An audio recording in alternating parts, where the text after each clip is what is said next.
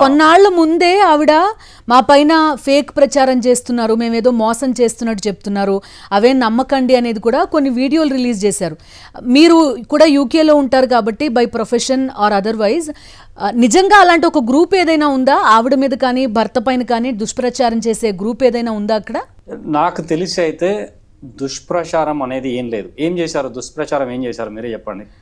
So ఎవరు చెప్పినా ఏం చెప్పారు? వీళ్ళు డబ్బులు తీసుకున్నారు, వీసాలు ఇస్తాము, జాబులు ఇస్తామని డబ్బులు తీసుకున్నారు, వీసాలు ఇవ్వలేదు, జాబులు ఇవ్వలేదు, ఇచ్చిన వీసాలు క్యాన్సిల్ చేశారు, జాబులు ఏం లేవు, కొంతమందికి జాబులు ఇచ్చినా కానీ వాళ్ళకి పని చేసుకోవడానికి అవర్స్ ఇవ్వలేదు, అవర్స్ ఇచ్చినా కానీ జీతం ఇవ్వలేదు. సో ఇట్లాంటివన్నీ అక్కడ జరిగినాయే కదా, వాళ్ళు చెప్పినవి కూడా జరిగినాయే కదా. సో జరిగినాయే చెప్పినప్పుడు అది దుష్ప్రచారం ఎలా అవుతుంది? సో దుష్ప్రచారం అని చెప్పినప్పుడు వాళ్ళు కూడా వచ్చి బయటకు వచ్చి చెప్పాలి కదా, మేము చేసింది ఇది, మేము ఇన్ని వీసాలు ఇచ్చాము, ఇంత జీతాలు ఇచ్చాము, ఇంతమందికి జాబులు ఇచ్చాము అని చెప్పొచ్చు కదా, క్లియర్గా అయిపోతుంది కదా. సో అప్పుడు ఈ ఊహాగానాలకి ఏమీ తావు ఉండదు కదా. సో వాళ్ళు అవేమి చెప్పకుండా ఏం చేశారు? పుచ్చిపోయిన యాపిల్స్ అది ఇది అని చెప్పేసి ఏదో వీడియో చేశారు. దాని తర్వాత ఓవరో ఒక ఆమెను తీసుకొచ్చి ఇంట్లో కూర్చోబెట్టి నల్ల కొట్టేసి హైకోర్టు లాయర్ అని చెప్పి ఏదో చెప్పించారు. లాయర్ పాయింట్లు మాట్లాడకుండా అన్ని ఏదో సినిమా డైలాగులు వేయించారు. ఇవన్నీ ఎందుకు యూనో? ఓకే, ఇప్పుడు మిమ్మల్ని బెదిరిస్తున్నది ఎవరు? డైరెక్ట్గా వాళ్ళకి సంబంధించిన వాళ్ళు ఎవరన్నా మీకు కాల్స్ చేయడం, మెసేజెస్ చేయడం చేస్తున్నారా? లేదంటే మీ ఇంటికి వెళ్ళారు, కొంతమంది ఎవరో వెళ్తానని ఫోన్లు చేశారని కూడా చెప్పారు. సో నాకు రకరకాలుగా వచ్చినాయి. సో నేను చెప్తాను. నేను నా మన రీసెర్చ్ చేయకుండా ఇది మాట్లాడినా బాగుండదు కదా ఎవరి గురించి అయినా. సో నేను రీసెర్చ్ చేసినప్పుడు మనం ఆ ఎవిడెన్స్ అన్నీ చూసినప్పుడు, బ్యాంక్ ట్రాన్స్ఫర్స్ అన్ని స్క్రీన్ షాట్స్ చూసినప్పుడు కొంతమందికి డబ్బులు వెళ్ళినట్టుగా క్లియర్గా తెలుస్తున్నది. వీళ్ళు ఏం చేశారంటే తెలివిగా అన్ని డబ్బులు వీళ్ళ అకౌంట్లో వేయించుకోకుండా వీళ్ళు వేరే వాళ్ళ అకౌంట్లలో ట్రాన్స్ఫర్ చేయించారు. కొన్ని ఏమో వీళ్ళు ఏదో ఫంక్షన్ చేశారు కదా, ఆ ఫంక్షన్కి సప్లై చేసిన బ్యాండ్ మేళవాళ్ళు కావచ్చు, ఇంకా వేరే ఎవరైనా కావచ్చు, పార్సల్ కంపెనీస్ కావచ్చు, అట్లాంటి వాళ్ళకి డబ్బులు వేయించారు విక్టిమ్స్ తోటి. నేను అదంతా చూసినప్పుడు నేను సుసాహిగా ఒక వీడియోలో 2-3 పేర్లు చెప్పాను. జస్ట్ ఫస్ట్ నేమ్స్ మెన్షన్ చేశాను అంతే, ఫుల్ నేమ్స్ కూడా కాదు. దాంట్లో ఒక ఆయన మనసు మీద తీసుకొని నాకు ఫోన్ చేసి అనడం జరిగింది. ఎట్లా అంటే, నువ్వు ఏడున్నావు చెప్పు, వస్తాను, కొడతాం, తిడతాం, చేస్తాం, అది అని. తర్వాత నేను ఇట్లా స్కాట్లాండ్లో ఉన్నా అంటే, ఆయన స్కాట్లాండ్కి వచ్చినప్పుడు వస్తా కానీ ఇక్కడైతే మీ పేరెంట్స్ దగ్గరికి పోయి మీ అమ్మ నాయన కొట్టి వస్తా, అది ఇది అని చెప్పి బెదిరించాడు. సో పోయి వస్తే పోయిరామని చెప్పిన నేను. కాకపోతే ఇప్పుడు ఏమైందంటే ఇదంతా జరిగి ఒక 2-3 వారాలు అవుతుంది. సో ఈ టైంలో నేను ఇండియాకి వెళ్తున్నా కాబట్టి నాకు సేఫ్టీ కోసం, సెక్యూరిటీ కోసం ఆ కాల్, నాకు వచ్చిన ఆ థ్రెటనింగ్ కాల్ నేను రిపోర్ట్ చేయాల్సి వచ్చింది.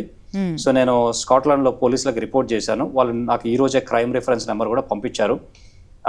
సో అదంతా రికార్డెడ్. ఇప్పుడు నేను రేపు పొద్దున సాటర్డే రోజు ఇండియాకి వచ్చినప్పుడు కూడా నేను రాగానే మా పోచంపల్లి పోలీస్ స్టేషన్లో మా భాస్కర్ రెడ్డి సార్కి కంప్లైంట్ ఇచ్చి చేస్తాను. ఇప్పుడు మనం ఎంత తోపులమైనా కానీ మన ఫ్యామిలీ ఉంటారు, అందరు ఉంటారు. సో వాళ్ళందరినీ చూసుకోవడం మన బాధ్యత కాబట్టి నేను కంప్లైంట్ అయితే చేద్దామని అనుకుంటున్నాను.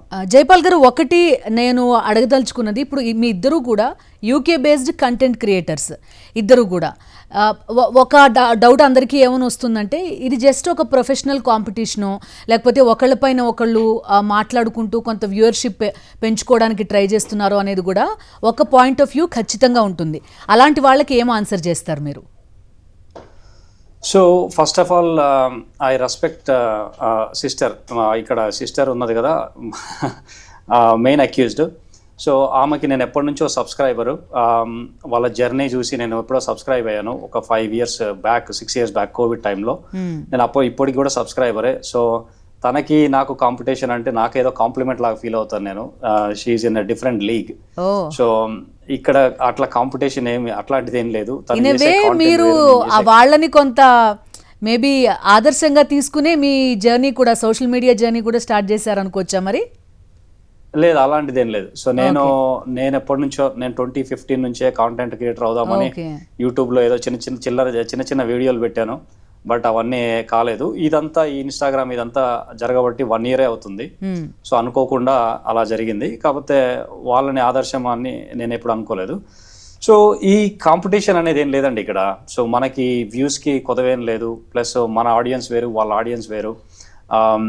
ఇక్కడ ఏంటంటే సింపుల్, ఎప్పుడైనా సరే చాలామంది వీసాలకి డబ్బులు ఇస్తారు, వీసాలు తీసుకుంటారు, పేరోల్ రన్ చేస్తారు. If both parties are happy then who are we to question.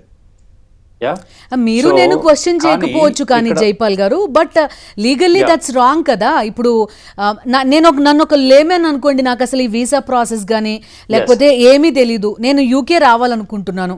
What is legal and what is illegal? So legal correct route వచ్చేసి ఏంటంటే మీరు జాబ్ తెచ్చుకోవాలి యూకేలో. ఎయిదర్ స్టూడెంట్ లాగా రావాలి, లేదంటే యూకేలో ప్రాపర్ కంపెనీలో జాబులు తెచ్చుకుంటే కంపెనీ వాడు మీకు వీసా సర్టిఫికేట్ ఆఫ్ స్పాన్సర్షిప్ ఇస్తే మీరు రావచ్చు యూకేకి.